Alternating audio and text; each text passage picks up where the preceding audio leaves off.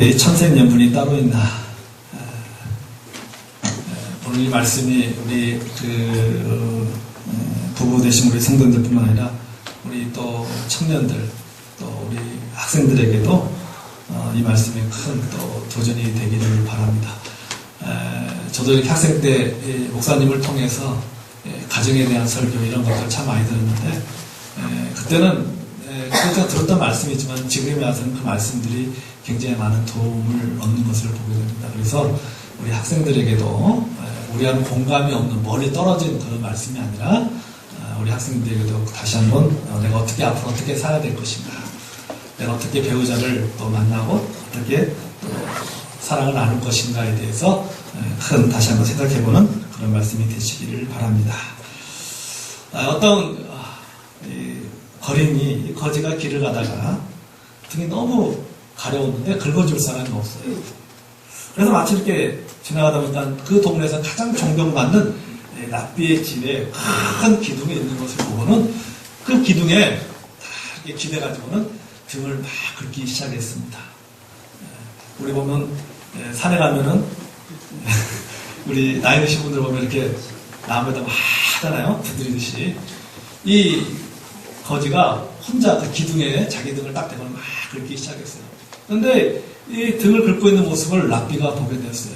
그 랍비가 딱 보고는 얼마나 불쌍했는지 거지를 집으로 들어오라 그랬어요. 들어와가지고는 목욕을 다 시켜주고 옷을 새 옷으로 다 갈아입히고는 먹을 것도 충분히 주고 돌려보냈습니다. 이 소문이 쫙 이 거지들 사이에 퍼지기 시작했어요. 야, 어느 랍비 집에 갔더니 그 랍비 집에서는 거기 가면은 먹을 것도 주더라, 목욕도 시켜주더라, 옷도 새로 입혀주더라. 이 소식을 듣고는 거지 부부가 갔어요. 그 랍비 집에 가가지고는 랍비 집 앞에 있는 그 기둥에 둘이서 다 등을 긁기 시작했어요. 이 소리가 얼마나 컸던지 랍비가 그 소리를 듣고 나가서 보니까는 보니까 이 거지 두 사람이 등을 이 기둥에 딱 기대고서 등을 다 긁고 있는데 그걸 딱 보더니 하는 얘기가 뭐냐면 랍비가 쫓아낸 거야. 가라 말이지. 이 지저분한 사람들 왜 여기 앉아? 가라 말이지. 딴 데로 가라. 그러니까 이 거지들이 이 거지 부부가 화를 내는 거예요. 아니 왜 이렇게 사람을 차별합니까? 아니 누구는 목욕도 시켜주고 새 옷도 주고 말이지. 그리고 먹을 것도 준다고 하는데 왜 우리는 쫓아내느냐? 이렇게 불공평하게 이렇게 사람을 대합니까? 그러니까 이 랍비가 이렇게 대답하는 거야. 그거는 자네가 몰라서 하는 소리야. 그 사람은 혼자이기 때문에 등을 긁어줄 사람이 없지만 당신들은 부부가 아니야. 서로 등을 긁어주면 되지 않느냐. 그렇게 이야기했다고 합니다. 여러분 부부가 뭡니까? 부부는 등을 긁어주는 관계입니다. 부부는 등을 긁어주는 관계예요. 살면서 등도 긁어주고 또 도와주고 의지하는 관계입니다. 그래서 하나님께서는 부부를 뭐랍니까? 서로를 향해서 돕는 배필이다 그랬어요. 돕는 배필이 뭐예요? 쉽게 말하면 등 긁어주는 거예요. 등 긁어주는 배필이 돕는 배필이에요. 저희 부부도 종종 등이 가려우면 서로의 등을 이렇게 긁어주는데 근데 등 긁어주는 게 생각보다 참 어렵죠. 그죠? 제가 가려운 부분을 쫙 긁어주면 얼마나 좋습니까? 근데 긁다가 긁는데 어떻습니까? 그 옆에 뒤에 말이지. 어떤 때 등 긁는 게 마음에 안 들 때도 있어요. 그죠? 어떤 때는 막 등을 긁어준다고 하면서 살살 더 가렵게 만들 때도 있습니다. 저는 주로 그렇게 하죠. 살살 약 올리죠. 박박 안 긁어줘요. 살살 약 올려서 더 간지럽게 만듭니다. 여러분, 이렇게 천생연분이라는 것은 다른 것이 아니에요. 가려운 것을 잘 긁어주는 부부가 바로 천생연분이라는 사실입니다. 자, 오늘 성경에도 보면은 부부에 대해서 결론적으로 말합니다. 33절에 보면 이렇게 말씀하고 있죠. 그러나 너희도 각각 자기 아내 사랑하기를 자기 자신같이 하고 아내도 자기 남편을 존중하라. 그렇게 말씀하고 있습니다. 사랑과 존중의 관계입니다. 남편은 아내를 사랑합니다. 아내는 남편을 존경합니다. 혹은 아내는 남편에게 순종하고 복종하라고 성경은 말하고 있습니다. 자, 가정에는 두 개의 기둥이 필요하다는 것입니다. 사랑이라는 기둥과 존경이라고 하는 이 기둥이 필요하다는 사실이죠. 그래서 남편은 아내를 사랑합니다. 아내는 남편을 존경합니다. 소중히 여기는 것입니다. 자, 우리가 좀 강론으로 들어가서, 좀 구체적으로 들어가서 오늘 22절, 23절에 보면은 남편과 아내에 대해서 성경은 뭐라고 구체적으로 말씀하고 있습니까? 22절, 23절 보겠습니다. 아내들이여 자기 남편에게 복종하기를 죽게 하사라. 이는 남편이 아내의 머리됨이니 그리스도께서 교회의 머리됨과 같음이니 그가 바로 몸의 구주시니라. 그렇게 말씀하고 있습니다. 아내들에게 먼저 이야기하고 있습니다. 왜 남편들에게 먼저 얘기하지 않고 아내들에게 먼저 이야기를 했을까? 저는 그렇게 생각해요. 가정의 행복은 아내들의 영향이 크고 아내의 역할이 더 중요하다는 사실이죠. 때로는 아내들이 남편보다 더 지혜로울 때가 참 많이 있습니다. 그래서 남편들은 아내의 말을 잘 들을 필요가 있다는 사실이에요. 잘 들을 필요가 있어요. 오늘 아침에도 저희 집사람이 저한테 말해요. 내 말 들으니까는 고생 안 하잖아. 무슨 일이 있었어요. 그런 것 같은데 그래서 인정했어요. 그래. 나이가 들수록 마누라 말을 잘 들어야지 편할 것 같아. 내가 그렇게 했어요. 여러분, 그래서 보통 그런 얘기 하잖아요. 집에 남편을 뭐라 그러죠? 아내들이요? 큰아들이라 그러잖아요. 그죠? 큰아들, 아들 하나 더 키운다고 얘기하죠. 또 남자들은 참 여자의 말을 잘 들어야 돼요. 이평생 동안 두 여자의 말만 잘 들으면 된다잖아요. 내비게이션 여자 말. 그리고 아내의 말을 잘 들으면 편하다고 그러잖아요. 자, 여기 보니까는 이 아내들에게 대해서 말하면서 뭐냐면은 남편과 아내의 관계를 뭐라고 설명하냐면 그리스도와 교회의 관계로 설명하고 있는 것을 보게 됩니다. 여러분 이것을 아셔야 됩니다. 그래서 여기 보면 그리스도는 교회의 신랑이고 교회는 그리스도의 신부라고 얘기하고 있습니다. 마치 교회가 신랑들 그리스도에게 순종하듯이 아내들은 남편에게 순종을 하라는 사실이죠. 교회 신랑 되신 그리스도께서 교회를 사랑하시듯이 남편들도 아내를 사랑해야 된다. 그렇게 말씀하고 있습니다. 그래서 부부의 관계는 교회와 그리스도의 예수님과의 그런 관계의 영적인 원리가 부부의 관계 속에서 적용되어지는 것을 오늘 본문에 보면 알 수 있습니다. 아내들아 남편에게 순종하라. 남편에게 복종하라. 그것이 교회가 예수님에게 순종하고 복종하듯이 그렇게 하라는 것입니다. 그러면은 여러분 복종이라는 의미가 무엇일까 하는 거죠. 아내들은 남편에게 복종하라고 하는데 이 복종이라는 의미가 도대체 뭔가 하는 것입니다. 우리가 부정적으로 무슨 종이 상견에게 무슨 무릎을 꿇고 상견이 시키는 대로 다 하라는 그런 의미의 어떤 부정적인 의미의 복종이 아니라는 거죠. 그러니까 복종이라는 말을 부부 관계 속에서 복종이라는 말을 여러분 그렇게 복잡하게 생각할 필요가 없어요. 여기 성경이 말하는 복종의 의미는 뭐냐? 남편의 지도력을 인정하는 것입니다. 아내는 남편의 지도력을 인정해 줘야 된다고 하는 것이죠. 남편을 집안의 가장으로서 인정해 주는 것이 필요하다는 사실입니다. 하나님이 허락하신 남편의 지도력, 하나님이 우리 남편을 가장으로 세우셨습니다. 가정의 제사장으로 세우셨습니다. 그 지도력에 대해서 인정하라는 것입니다. 그리고 마지막 결정권은 남편에게 있다는 사실이죠. 비록 아내가 남편보다 능력이 뛰어나다 할지라도 탁월하다 할지라도 가장으로서의 남편의 지도력을 인정하고 존중해 주는 것이 필요하다는 사실입니다. 그것이 바로 성경에서 말하는 아내의 모습이라는 사실이죠. 제가 결혼하기 전에 연애할 때요. 저는 신학생이었고 집사람은 유치원 교사였습니다. 그러니까 저는 돈을 못 보잖아요. 그러니까 주로 얻어먹습니다. 항상. 학생들은 돈이 있겠어요. 그죠? 주로 항상 얻어먹었어요. 뭘 먹으러 가면 항상 얻어먹었습니다. 근데 참 좋은 점이 하나 있었어요. 뭐냐면요. 제가 아주 마음에 들었던 게 뭐냐면요. 꼭 돈은 제가 냈어요. 먹고 나면. 왜냐면요. 뭘 먹잖아요. 돈을 저한테 줘요. 계산 항상 제가 했어요. 본인이 계산하지 않고 먹거나 본인이 사지만은 계산은 결국 그 돈은 저한테 줘서 제가 계산을 이렇게 하고 있어요. 물론 잔돈 남으면 나가서 줬죠. 근데 그거 참 그렇더라고요. 몇십 원 남았는데 이거 남은 거 이거 주기가 참 뭐랄까 좀 기분이 묘해요. 하여튼 갖기도 뭐하고 그렇다고 해서 갖기도 뭐하고 또 주기도 처음 뭐하고 근데 그게 제가 나중에 물어봤어요. 그거에 대해서 물어봤어요. 왜 왜 이렇게 했냐. 본인이 이렇게 계산하면 될 텐데 왜 나한테 줬냐. 그랬더니 나름대로 어떤 그런 그 남자의 어떤 그런 그 권위를 세워주기 위해서 그렇게 했다 그러더라고요. 그 말 들으니까 말이지. 그래, 이 사람이구나 말이지. 여러분, 복종이라는 것이 뭡니까? 아까 말했지만 지도력을 인정해주는 것입니다. 가장으로서 남편의 집안의 가장으로서의 지도력을 인정해주는 것이 그것이 바로 복종하는 것이라는 사실입니다. 또 복종이 뭐예요?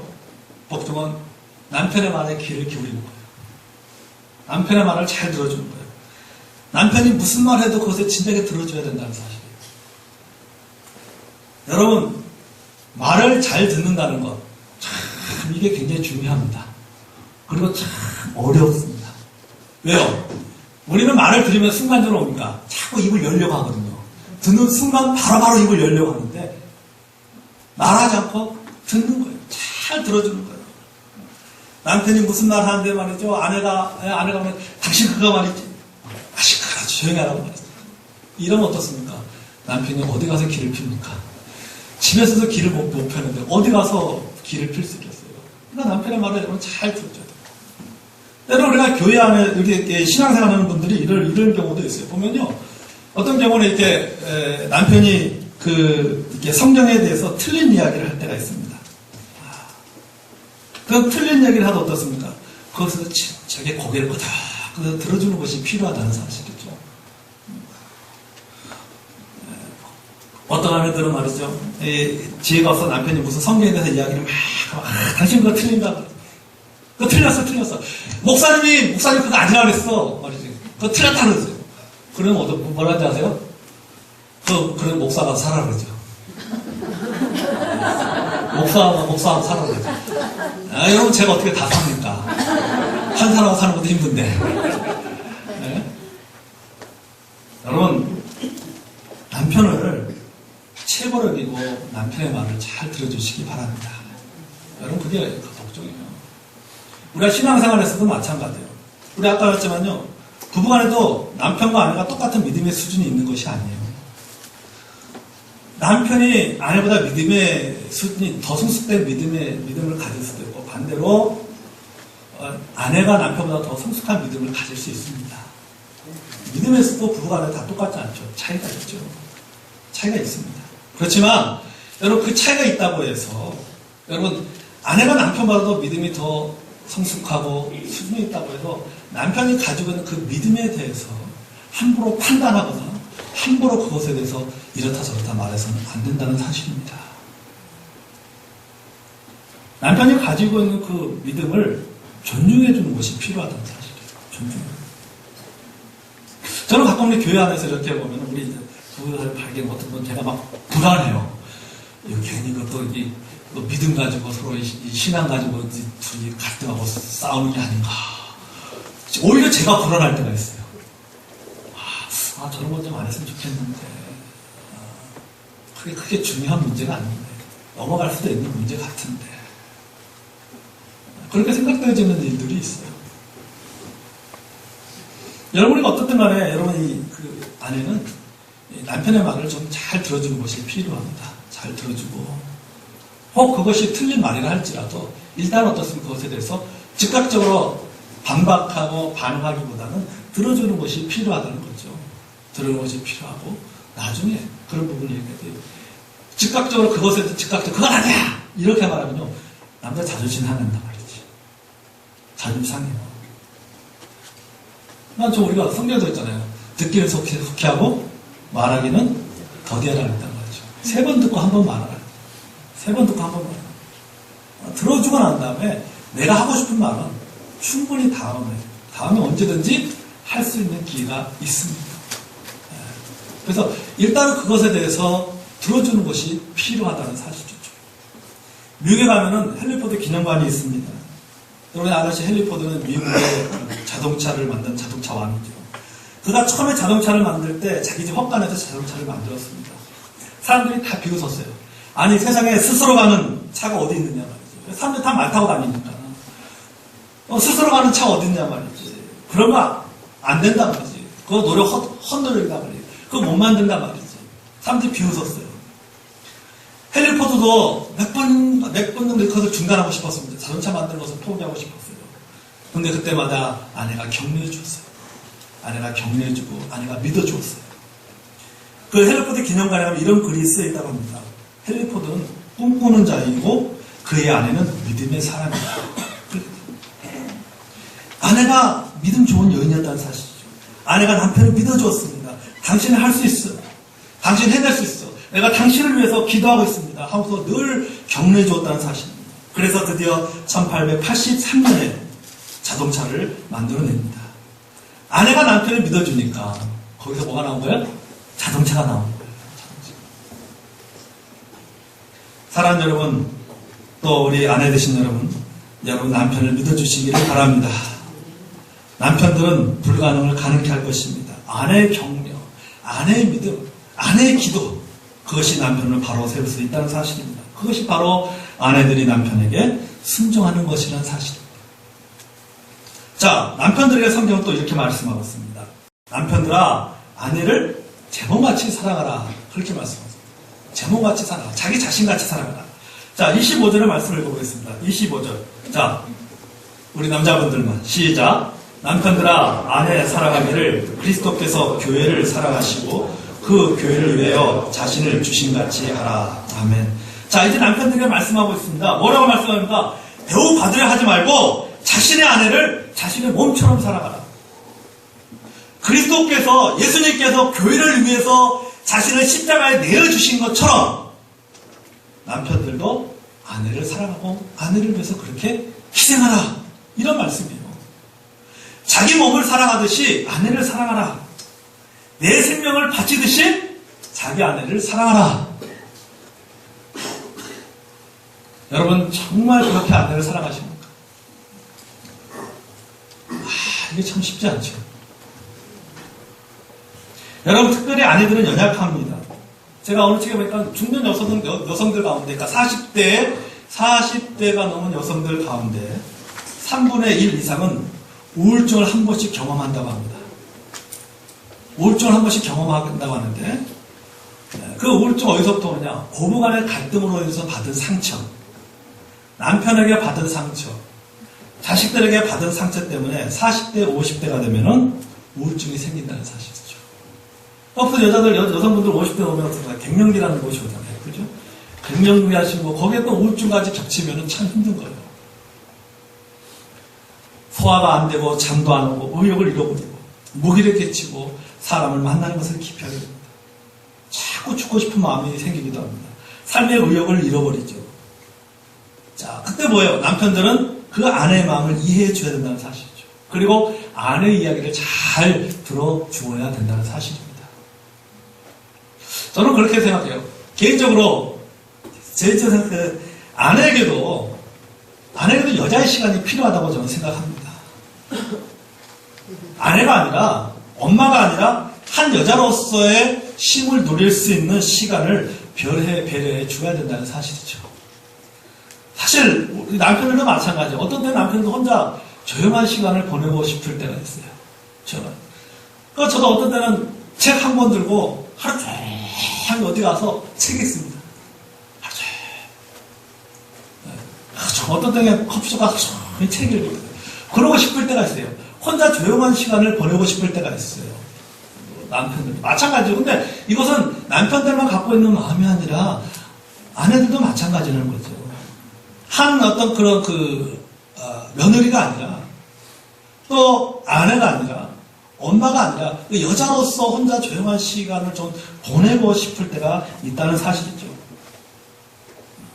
그 시간에 뭐 합니까? 혼자서 뭐 할 것 같아요? 혼자서 뭡니까? 자기 자신을 돌아보는 시간을 갖는 거죠. 자기 자신을 돌아보는. 근데 그 시간이 참 쉼과 회복이 되는 시간인 것을 보게 됩니다. 그래서 저는 남편분들에게 요청하고 싶어요. 아내에게 휴가를 주십시오. 자매들 아멘 안 했네.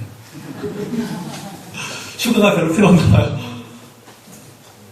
조용히 좀 쉬면서 하나님 앞에서 자기 자신을 돌아볼 수 있는 그런 시간을 주는 것이 좀 필요하다는 사실이죠. 그것이 반나절이 되든 뭐 하루 종일이 되든 아니면 반나절이 되든 간에 그런 시간들을 배려해 주는 것이 필요하다는 사실입니다. 그런 시간을 통해서 보니까 충전이 되어지는 것이죠. 충전이 되어지는 것. 남편들아 아내를 자기 몸처럼 사랑하라. 그렇게 말씀하고 있어요. 자기 몸처럼 사랑하라. 여러분 아내의 아픔을, 아내의 고통을, 아내의 기쁨을 함께 나누는 그런 남편이 바로 훌륭한 남편이라는 사실입니다. 골로새 3장 19절에 보면 이렇게 말씀하고 있어요. 남편들아 아내를 사랑하며 괴롭게 하지 말라. 그렇게 말씀하고 있어요. 아내를 사랑하며 괴롭게 하지 말라. 연약한 아내를 폭력적으로 제압하려고 하는 남자가 가장 어리석은 바보다. 그 바보 같은 남자라고. 그 폭력이라는 것이 어떻습니까? 무슨 어떤 손을 해서 어떤 물리적인 힘을 가해야지만이 그게 폭력이 아니에요. 언어적인 폭력도 있잖아요. 언어적인 폭력도 있어요. 그 마음에 상처를 주는 폭력도 있다는 거예요. 이게 다 뭐예요? 이게 다 폭력이잖아요. 연약한 여인인 아내를 괴롭게 하지 말고 그 아내를 내 몸같이 사랑하는 것. 자기 희생적인 사랑을 이야기하고 있다는 사실이죠. 남자들은 몸이 좀 아프면은 어떻게 해요?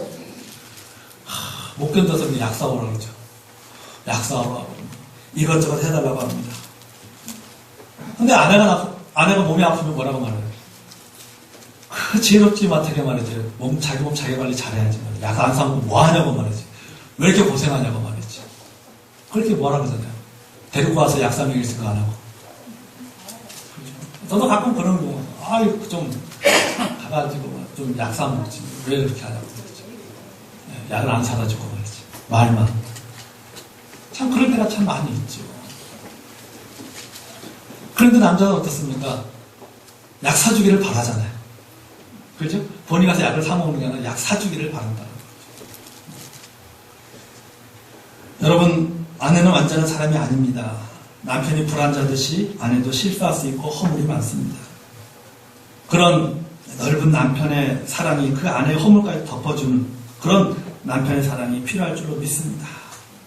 자, 오늘 말씀을 한마디로 요약하면 이것이 어떤 부부가 천생연분의 부부인가? 어떻게 하면 하나님이 축복하시는 천생연분의 그런 부부로 살 수 있을까? 오늘 보면서 가장 많이 나오는 두 개의 단어가 있어요. 뭘까요? 우리가 읽었던 본문 가운데 가장 많이 나오는 두 개의 단어가 있어요. 사랑이라는 단어. 또 하나는 자기 자신이라는 단어예요. 사랑이라는 단어와 자기 자신이라는 사랑. 결국 지금까지 성경이 우리에게 말씀하고 있는 것이 무엇입니까? 본문이 우리에게 말씀하고 있는 것은 결국 종합적으로 말 하나입니다. 뭐냐면은 남편은 아내는 남편을 자신의 분신으로 생각하면 된다는 거예요. 아내가 나다. 내가 아내다. 분신으로 생각하면 된다는 거예요. 여러분, 부부 여러분의 남편이나 아내가 여러분에게 순종하길 원하지 않습니까? 여러분의 말을 잘 들어주길 원하지 않습니까? 여러분을 존중해주길 원하지 않습니까? 여러분을 격려해주고 세워주고 또 위로해주길 원하지 않습니까? 다 똑같은 거예요. 성경은 우리에게 말하고 있습니다. 너가 대접받고 싶은 대로 너도 남을 대접하라. 너가 아내에게 그렇게 대접받고 싶으냐? 너가 아내를 그렇게 대접하라. 너가 남편에게 그렇게 대접을 받고 싶으냐? 그 남편을 그렇게 대접하라는 거예요. 사랑을 받고 싶으면은 사랑을 베풀라는 거예요. 인정받고 싶으면은 인정해 주라는 거예요. 말 잘 들어주길 원한다는 걸 잘 들어주라는 거예요. 잘 들으라는 거예요. 존경받고 싶으면은 존경해 주라는 거예요. 존경하면은 존경받는다는 사실입니다. 여러분, 오늘 본문의 말씀이 아재 말씀이 뭐라고 말씀하고 있어요? 33절 우리 같이 한번 읽어볼까요? 자, 읽었어요. 시작. 그러나 너희도 각각 자기 아내를 사랑하기를 자신같이 하고 아내도 자기 남편을 존경하라. 존경하라. 사실 이것은 그 아내에게 말한다고 했지만 사실 상호적인 것이죠. 여러분이 존경이라는 단어 속에는 여기 존경이 나오는데 이 존경이라는 단어 속에는요 똑같은 무게라는 뜻이 담겨져 있습니다. 똑같은 무게라는 게 담겨 있어요. 자, 양팔 저울이 있습니다. 양팔 저울이 평행을 유지하기 위해서는 양쪽의 무게가 똑같아야 됩니다. 그래야 한쪽으로 치우치잖아요. 그런데 한쪽으로 치우칩니다. 한쪽으로 치우치면은 반대쪽 사람은 어떻게 생각하냐면 손해본다고 생각해요. 손해보고 있다고 생각합니다. 한쪽은 피해의식을 갖습니다. 한쪽은 서운해합니다. 한쪽은 섭섭해합니다. 존경이 뭡니까? 존경은 양파주와 똑같은 무게. 똑같은 무게. 내가 사랑받고 싶잖아요? 내가 사랑받고 싶은 만큼 사랑하는 거예요. 이게 존경이에요. 내가 이해받고 싶은 만큼 이해해 주는 거예요. 이게 존경이에요. 내가 인정받고 싶은 만큼 인정해 주는 거예요. 이게 존경이죠. 여러분, 성경에서 보세요. 성경에 보면요. 사람과의 관계 속에서, 어떤 사람과의 관계 속에서 계명을 말할 때마다 강조하는 것이 뭐예요? 서로라고 하는 단어예요. 서로. 그래서 뭐라고 말씀드렸죠? 서로 사랑하라. 서로 용납하라. 서로 이해하라. 서로 존경하라. 서로 우애하라. 서로라고 말하고 서로 해야 된다라고 말했어요. 그래서 좋은 결과를 맺을 수 있다는 것이죠. 여러분, 부부의 관계에서 마찬가지입니다. 이보다 더 중요한 것이 뭐가 있겠습니까? 일방적인 희생, 일방적인 사랑. 여러분, 반드시 부작용을 낳습니다. 서로 돼야 돼요. 서로 하는 것이 참 중요하다는 거죠. 일방적으로 희생을 요구하고, 일방적으로 어떤 그런 용서해 주길 원하고, 일방적으로 이해해 주길 원한다면, 여러분, 그것은 문제가 생기는 거예요. 부정. 서로 해야 된다는 거죠, 서로. 내가 이해받고 싶더니, 내가 다른 사람도 이해해 줘야 돼요. 내가 아내로부터 용서받고 싶더니, 내도 아내를, 내 허물 있는 것을 인정하듯이, 아내의 허물도 인정해야 줄 알아야 되고, 내가 나에게도 약함이 있다는 것을 알고, 내 약점이 있다는 것을 인정해듯이, 내가 아내에게도 그런 약점이 있다는 것을 인정해 주는 것이 필요하다는 사실이죠. 여러분, 특별히 여러분, 언어 사용에 있어서 여러분 서로 존중해 주시기 바랍니다. 스튜어트 체이스라고 하는 학자가 이렇게 말했어요. 바닷속에 살고 있는 물고기가 물속에 살고 있다는 것을 모르듯이 사람은 말의 바닷속에 살고 있지만 말 속에 살고 있는 것을 깨닫지 못한다고 했어요. 뭡니까? 우리는 말 속에 살고 있다고 하는 거죠. 언어 속에 살고 있다. 말을 하고 말하는 것을 듣고 말로 가득한 세상에 살고 있어요. 솔로몬은 잠언에서 뭐라고 말합니까? 죽고 사는 것이 혀의 힘에 달렸나니 혀를 쓰기를 좋아하는 자는 혀의 열매를 먹으리라. 죽고 사는 것이 혀의 권세에 달려있다. 남편이 말로 아내를 죽일 수 있다는 거죠. 아내가 말로 남편에게 상처를 줄 수 있다는 사실이에요. 특별히 여러분, 우리는 그런 것 같아요. 이 가족은요, 전에 참 가족이라는 이름으로 서로 상처를 주는 가족이라는 이름으로 상처를 주고, 가족이라는 이름으로 이해해달라고, 이해해주길 원하고, 가족이라는 이름으로 우리가 서로 어떤 그것에서 무례한, 예의 바르지 못한 어떤 그런 것들을 행하는 수단 중에 하나가 뭐냐면 말. 뭐예요?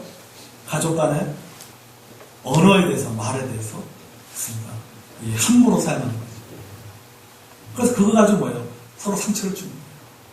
말로 인해 상처를 주는 거예요. 여러분의 말 한마디가 배우자를 살릴 수도 있고, 여러분 죽일 수도 있습니다. 가족이라고, 남편이라고, 아내라고 해서 함부로 말하지 마시기 바랍니다. 인격을 모독하는 말, 무시하는 말, 섭섭한 말을 여러분 하지 마시기 바랍니다. 무슨 말 해야 돼요? 서로 세워주는 말을 해야 돼요. 세워주고 격려해주는 말을 해야 돼요. 위로해주는 말을 해야 돼요. 아내에게, 내 남편에게 그래도 서로 세워주고 격려해주는 말, 서로 감사하는 말 많이 하시기 바랍니다. 나같이 부족한 사람과 지금까지 살아준 것 너무 고맙습니다 하시기 바랍니다. 고맙습니다. 당신 나만 너 행제한 줄 알아. 내가 당신 구원해 준 거야. 여러분, 그런 말 하지 마시기 바랍니다. 당신 나 버리지 않고 지금까지 살아준 건 나도 고마워.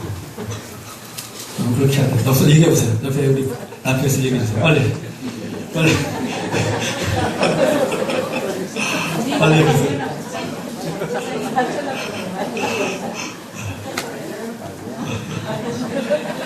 알지 그러면 안 돼요. 알지 뭘 알아요. 모르는데. 나는 알고 있다 생각하는데 상대를 모르고 있어요. 여러분 그런 거 알아요. 제가요.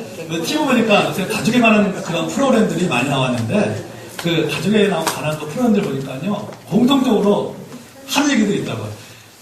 여자들은 나이가 들면 들수록 자꾸 옛날의 일들을 자꾸 기억이 많이 난대요.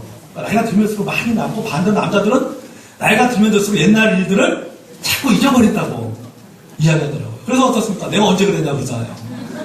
근데 여자들은 그걸 다 기억한다는 거죠. 맨날 몇 시까지 다 기억을 한다는 거죠.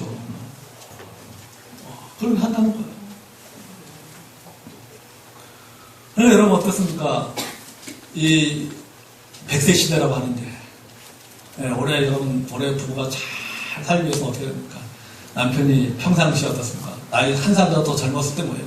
아내한테 뭘 해야 돼요? 포인트를 잘 쏴놔야 돼요. 말 정립을 잘 해놔야 돼요. 포인트 정립을 잘 해놔야지. 그래야 여러분 나이가 들어서 어떻습니까? 그래도 고국이라도 먹고 살 수 있어요. 농담이고요. 여러분 천생연분의 부부가 어떻게 만들어집니까? 저는 그렇게 생각합니다. 하늘이 맺어줘야지만이 가능하다. 저는 그렇게 생각하지 않습니다. 서로가 중매의 마음을 품고 서로 격려해주고 서로 세워주고 나의 분친이라고 생각하는 그런 마음을 가지고 살아가는 부부가 천생연분의 부부라고 생각이 되어집니다. 여러분 서로 사랑하십시오. 서로 존중하십시오. 존중해달라고 말하지 말고 여러분 서로 존중할 때 그럴 때 참 하나님이 축복하시는 그런 천생연분 부부가 될 줄 믿습니다. 사랑에도 기술이 있다고 하잖아요. 그렇죠? 사랑에도 기술이 있지. 천생연분의 부부가 된 것도 기술이 필요합니다. 나는 그렇게 못돼. 애 낯간지러.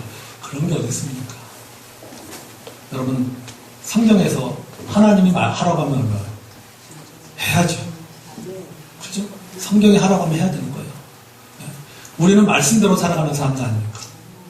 말씀이 내 삶의 기준이에요. 부부간의 관계 속에서도 뭐가 기준이에요? 하나님의 말씀이 기준이에요. 하나님의 말씀이 아내를 자기 자신처럼 사랑하라고 하면은 그렇게 사랑을 해야 되는 거예요. 존중하라고 하면 그렇게 존중해야 되는 거예요. 용서하라고 하면 그렇게 용서해야 되는 거예요. 세워주라고 하면 세워줘야 되는 거예요. 기술이 필요합니다. 그래서 여러분 그런 아름다운 그런 모습을 통해서 여러분 행복한 하나님이 축복하시는 부부, 그 아름다운 부부, 아름다운 가정을 세워나가는 거예요. 참으로 천생연분이 따로 있나? 말씀대로 살면 천생연분 부부가 되는 거지.